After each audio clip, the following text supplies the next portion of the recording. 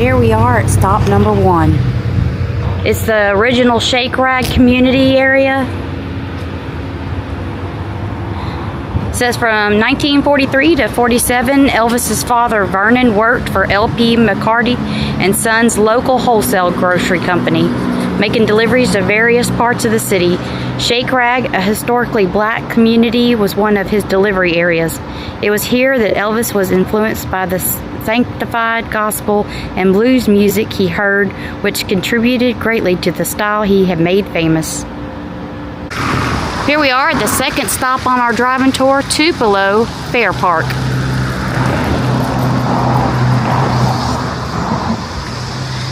This is the old site of the Tupelo Fairgrounds.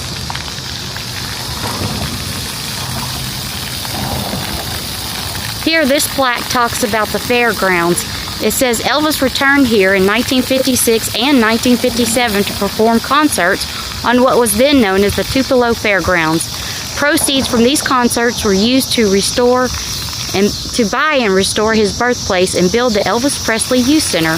The Presley family also lived in this area in the late 1930s. And there's our third stop. In the background, the statue, and we'll head over there now.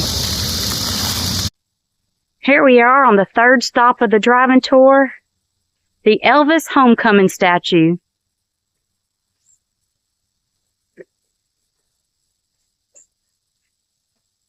It says, this larger-than-life statue depicts the most famous photograph known all over the world as The Hands. This shows some of the songs that Elvis played when he came here for his 1956 concert, the homecoming concert.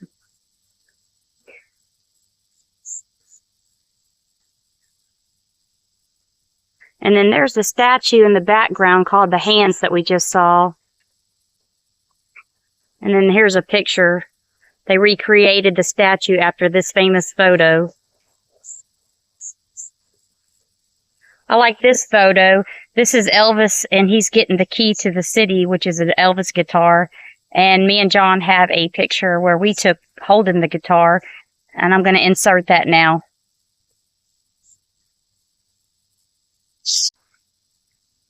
This is showing a picture of the first time he played in the park, 1945.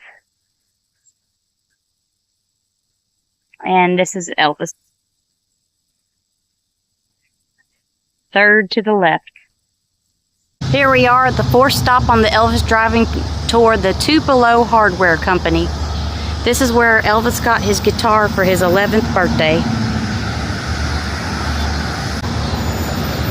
So in December of 2025, they closed down the store. They do have plans to reopen it as a museum now, but right now it's currently closed.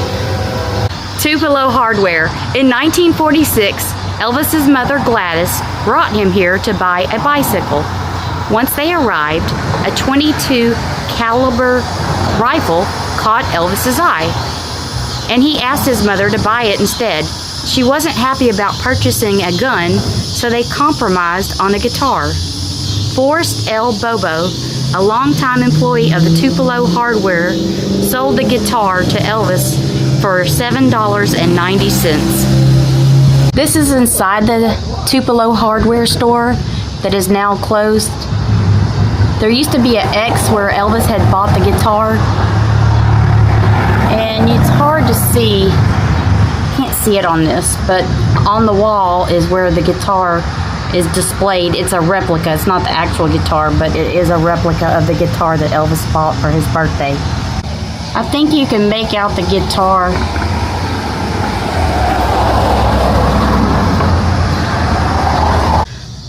All right, here we are at stop number 5 on our Elvis driving tour, the Lee County Courthouse. There's the placard over there, but it's currently blocked off, so I'm not going to be able to go show you the placard on this one. But it says that in 1946, Tupelo radio station WELO broadcasts weekly music jamborees from the courthouse. Mississippi Slim, who had his own show on WELO, arranged for Elvis to perform at the Jamboree. Elvis' dream was to become as famous as Mississippi Slim and to have his own radio show one day. We're at stop number 6 of the Elvis driving tour, the Lyric Theater.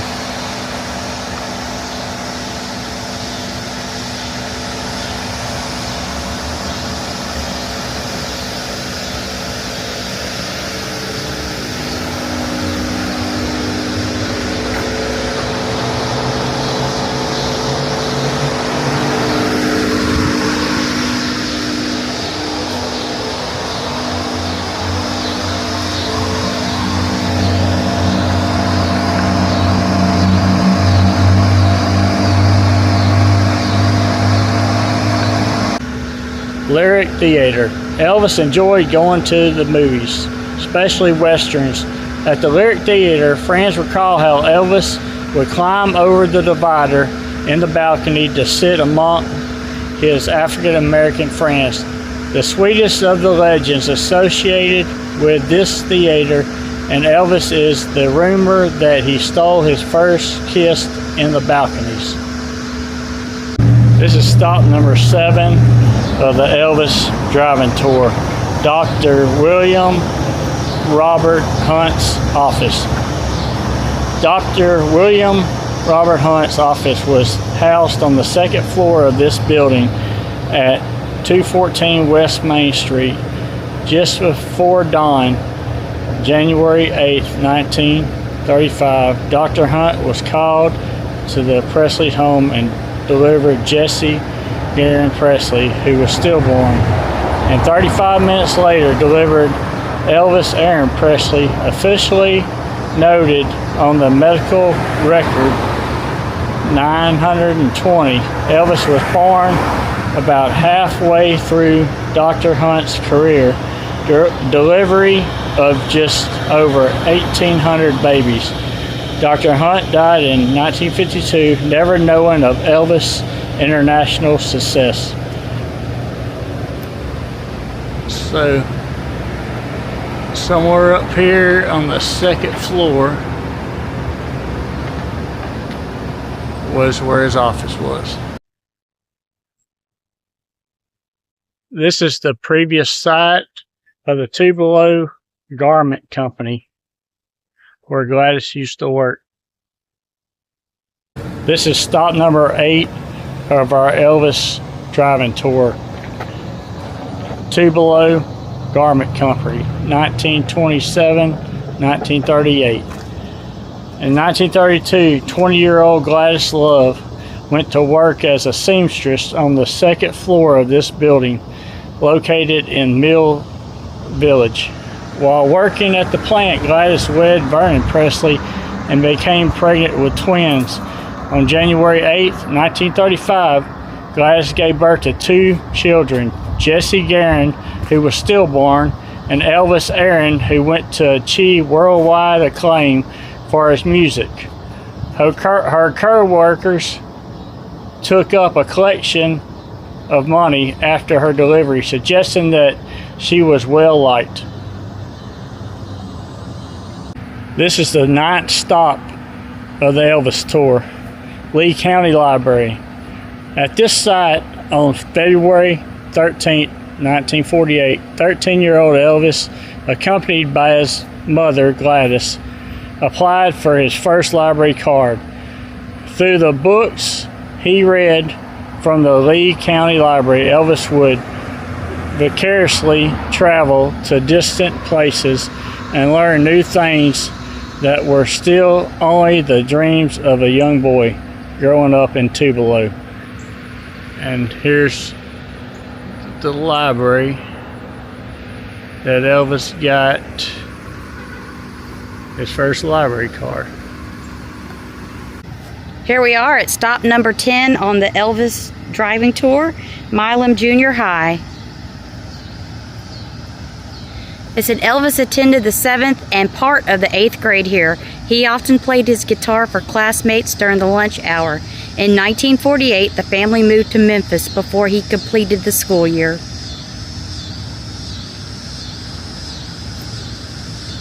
Here we are, a closer look at Milam Middle School, where Elvis went to the 7th grade and part of the 8th grade before he moved to Memphis.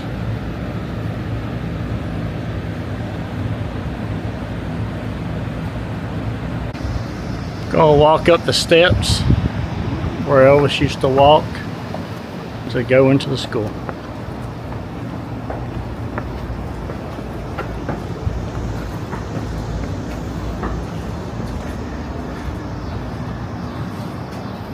Here's a look into the inside of the front doors. Get a picture of me up here.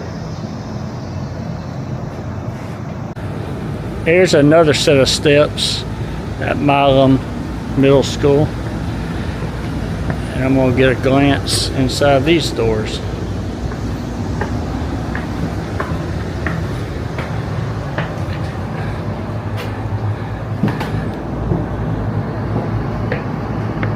Stop number 11, Mayhorn Grocery. In 1947, Elvis lived at the north end of Green Street, not far from here.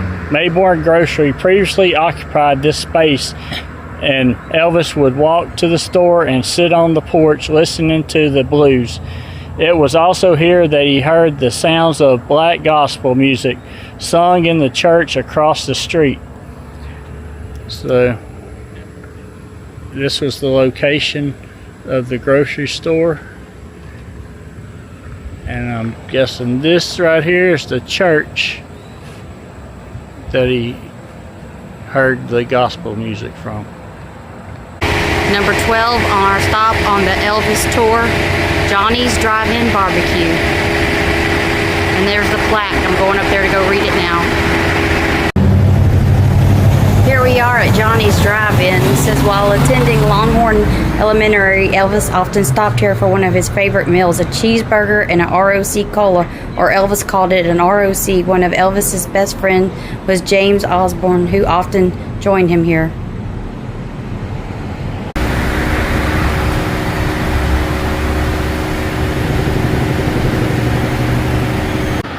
Here we are, the 13th stop on the Elvis driving tour. This is Lawhon Elementary School, where Elvis attended the 5th grade.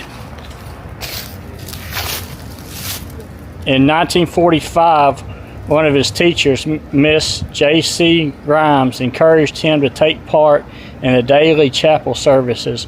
Elvis would often sing Old Shep for the class. Here we are at stop number 14, Mud Creek. We're gonna walk this little trail to go see where Elvis used to swim as a little boy.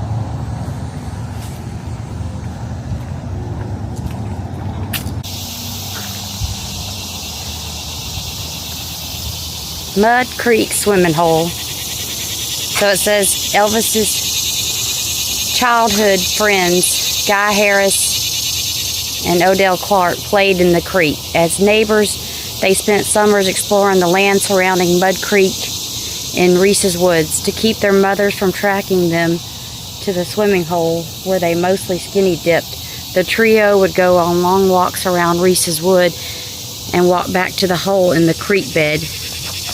When the girls took a turn at the swimming hole, the boys would play tag, chase, shoot marbles, play hopscotch, or go to the movies.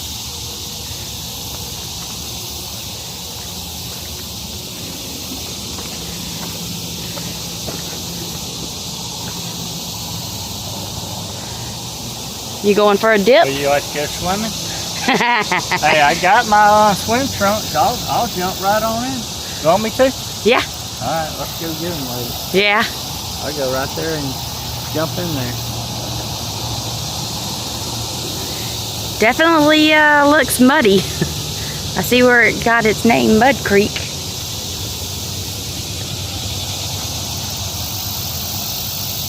This is a nice little seating area.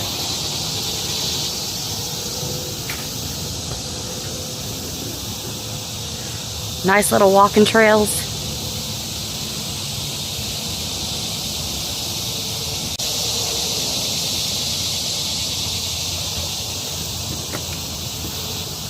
It's definitely hot and humid. We're not taking a picture. You put your arm around me like we were taking a picture. I knew we wasn't taking a picture. I just...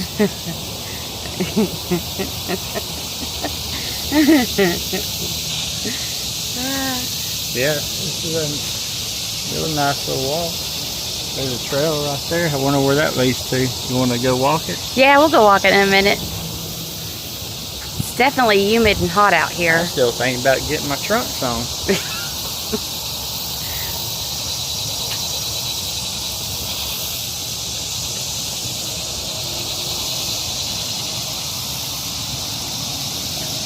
There's something just now. You see where the water's muddied up? Yeah. I don't know what that was. Man, I'm not going to get my trunks on. And there goes John getting into Mud Creek. And he says it's very muddy. Swimming in the creek that Elvis used to swim in is what he said. Freaking muddy. Went speaking Mud Creek. So. Now we're at the corner of Berry and Adams Street. This is the previous site of Assembly of God Church.